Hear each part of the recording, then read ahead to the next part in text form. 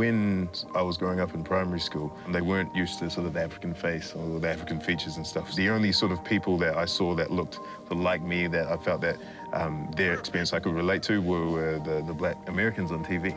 It was a little bit of a dissonance I was facing because I'm like, why are they cool?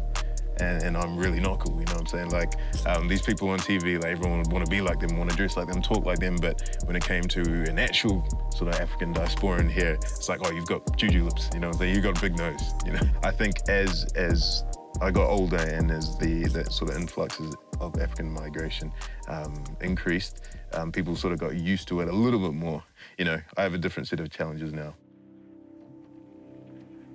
I'm Guled Maya, and I'm a community advocate and a Muslim African New Zealander born in Somalia who arrived in Aotearoa as a child refugee. We've finally begun to address our nation's mental health crisis, but the discussions tend to exclude people who look like me, my friends, and my family. This is Third Culture Minds.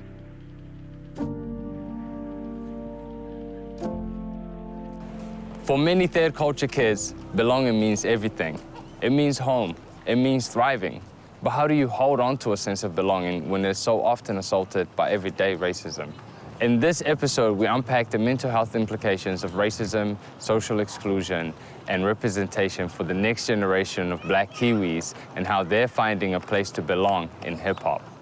Auckland-based Somali New Zealand rapper Mo Muse released his debut album, First Generation LP, which tells the story of a first-generation Kiwi trying to find his place in the world. Last year, he won the top prize at the New Zealand Music Awards Pure Potential stage. Jess B started writing music when she was 15. She now performs across New Zealand and Australia, and most recently won an MTV EMA for Best New Zealand Act. Formerly known as Unchained XL, Hugh Zumba now goes by the stage name Masbo Q. A UK-born Nigerian Kiwi, Masbo Q's music explores themes of anti-racism, Pan-Africanism, cultural identity, faith, and consciousness. He has just gifted the world his EP, Afro-Eternity. Mo Muse, how many times you have been told you Black Somali, go back to where you came from, and how do you reconcile all of these things? Tell me about it. Man, bro, like, kids are pretty mean, eh? and like, just growing up, I think it was even crazier because Auckland is so multicultural that, like, you knew how to say the N-word in 10 different languages. You know what I mean? So, like, that's a unique thing on its own. When you come here as a young kid with refugee parents that grew up in a completely different society, there's not even that understanding with them. So, like, you're feeling like, you know, you're not really even belonging, or like feeling like you have that sense of belonging even with your own family, and then to the outside you're different too, and you just got to find role models somewhere else. And that's where we found hip-hop. I think that's what we all have so strongly in common. For me, growing up, I felt very othered because not even in my like immediate family, I kind of had anyone to look at. And I think that created quite like an identity like crisis, I guess you could say, like especially through my teenage years when it was like, you're kind of like searching for belonging or whatever it might be. And it's like, I actually didn't really have anyone to look at. I think like, as soon as like I started meeting other mixed people, there was like this weird, kind of tension where it was like, I don't know, like I never had a conversation about anyone or with anyone about it, but like kind of the lighter you are, the better it is. So like when I met other mixed people, it was like, if they were lighter than me, I'd feel a way about it. Because like ultimately, like I wanted to be like white, I guess, or as close as possible. And if they were darker than me, then I would feel better about myself, which is just now looking back is just the most crazy, messed up kind of mentality. But it just, white being better had just been instilled into me. Like now I'm like, you know, I think the darker the better. Like, you know what I mean? Like, so for me, it's just like, I look back and I just realize like how much my thoughts were not only hurtful for my own self, but towards like other people, like other Black people, other mixed people as well, quite like negative. Since I left high school, I've kind of been connecting with African people and it's been life-changing.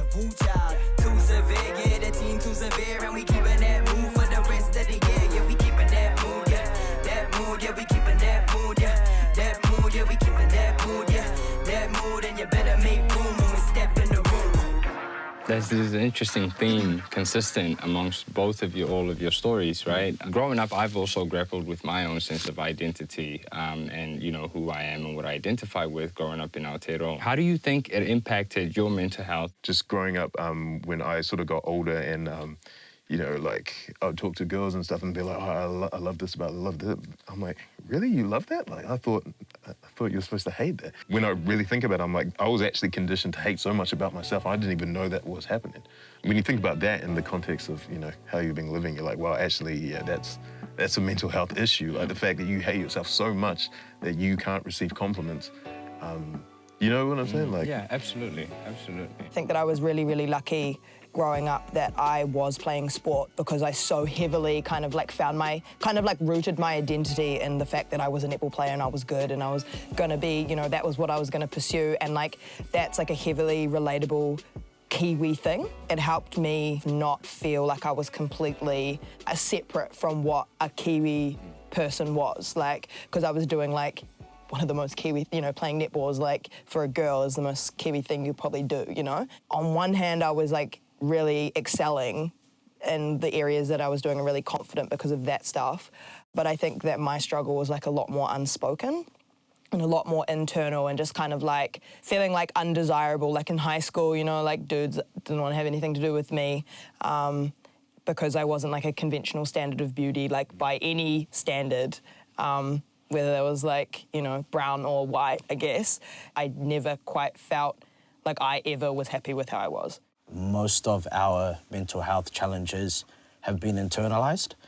So as a kid growing up with parents from, you know, countries that have collapsed, you've got to be their mentor. You've got to be their person navigating their mental health. So you can't even burden them with whatever you're going through. Man, you don't even have time to be thinking about your self-esteem. You don't have time to be thinking about no girls. You ain't got time to be thinking about somebody does, like, it's deep, man. And you've got to be the mediator for them. You've got to be the carer. For example, like, particularly in the early days when, you know, their English wasn't as good as yours. This one goes out to all my immigrants, man. You know, we always had to be the interpreters at those parent-teacher interviews. As far as mom was concerned, we were doing well. All the kids around my way. Other kids. How real is that cultural stigma within your own communities when it comes to mental health? You feel like that's something you can talk about more, Muse, in the Somali community? Not only can you not talk about it, it's so stigmatized that people don't even know they have it, man. Like, there's a lot of, like, migrant kids walking around that are depressed, anxious, and they don't even know, like, what they're going through. Like, and it's like, you know, all these, you see, you know what I mean, stories of migrant kids, you know, not doing well in school or, like, getting into trouble. Like, man, you dig deeper, they're either depressed, there's some sort of, you know what I mean, psychiatric disorder, there's some sort of anxiety. So you don't even know, because it's just not even something that's ever talked about. A common theme that's also coming across in this conversation is that representation is key to positive mental health and well-being outcomes. Would you say that is something that truly resonates with you? Oh, yeah. Yeah, it's needed, man. It's needed because forming your identity is not, for the majority of your life, it's not a conscious activity. It happens at a subconscious level. It happens the way you, when you meet people, when you look at stuff in the media, when you read things, when you absorb information, that's when it's happening. So for a lot of people who haven't sort of crossed the line to be like, yep, I'm forming my identity, it's still happening subconsciously for them. So they need to see our faces. They need to hear our stories. They need to, I'm talking about the younger people especially, they need to see us excelling. They need to see us failing and sort of getting up again. You know, they need to see all that because that's so paramount for them to form their identity. Prior to now, there's been no such thing as like Black Kiwi culture. And that like really like made me, I don't know, that like really hit me because I was like, you know, like the idea that we are essentially like laying the foundations for what it means to be Black Kiwi is like so special. We are the pioneers, and in 20 years time or whatever kind of like the I guess, Black Kiwi culture is, we are contributing to it in some way. How do you reflect this through in your own music? Or is music a way of channeling these perspectives for you guys? How do you see music fitting into all of that and being able to tell a story as well for other young kids who look like you, who speak like you, that are growing up in this country? Honestly, like, pursuing music's probably been the best thing I ever did for my mental health. Even though I was, like, doing really well in the sporting arena, I wasn't necessarily, like, happy about, like, my life in general. Like, I didn't feel, like, at peace with who I was. So, like, music was something that I always enjoyed and was doing on the side, and I don't know, it was just, like, a twist of fate, really, that it happened how it did, because I didn't intend to pursue music. I kind of fell into it. I got dropped from the professional team that I was playing for, and so I had time to do it. And at the same time, I kind of had a few opportunities with a producer called P Money. So it kind of just like flipped. And although it was like super heartbreaking, it's really, really hard to kind of have something that was like such a pillar of my identity, because I didn't have a cultural identity. So sport was my identity. To have that kind of ripped away from me was really heartbreaking, but then it was like the void was like instantly filled with music. So I didn't kind of have that much time where I was like wallowing, wondering what I was gonna do, and kind of like, it was just kind of being positively reinforced like very quickly. Like, it was kind of started doing music, and as soon as I started doing a few gigs, I started meeting like other artists, or like, you know, other Africans. Like some of my first friends, like African friends, I met at gigs. And they're, to this day, they're still my best friends. So it was kind of like this huge like catalyst for my like life, and where my identity really started to like, I really started to stand strong and like figure out who I was and find a place that I felt comfortable with, I guess. And I like myself now. I love that. I love that. I love that. And Mesbo, I know that, you know, basically your African identity and your heritage is a key feature of your music. Why is that so important for you? Music was the way I really connected with my African side. So, you know, I didn't make concerted efforts to learn my language, to commune with my people, because I didn't like that side of me growing up. And so when I got to adulthood, and I'm like, well, I actually have this culture that I can't get rid of, you know, I should embrace it. How am I going to embrace that? Well, why don't I just combine it with the fact that I love music? And there's this beautiful sort of African music being played in my household. And I realized, well, you know, this is an undeniable part of me. So I realized the importance of uplifting blackness in my life, and also just wherever I go, you know what I'm saying? Because, you know, our people in these parts of the world don't have the platforms that they should have. They don't have the opportunities that they should have.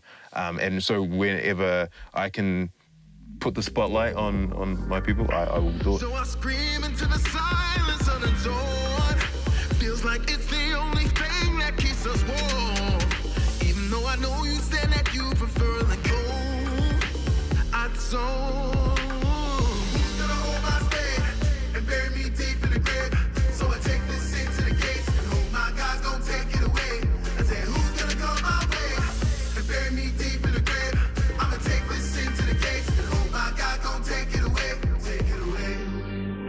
My passion in music came late, because to me, it was just programmed in my mind that it was completely unattainable.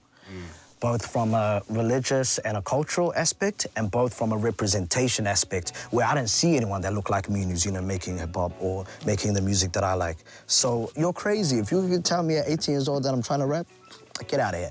And, you know, a lot of people say, hey, man, your music is very political.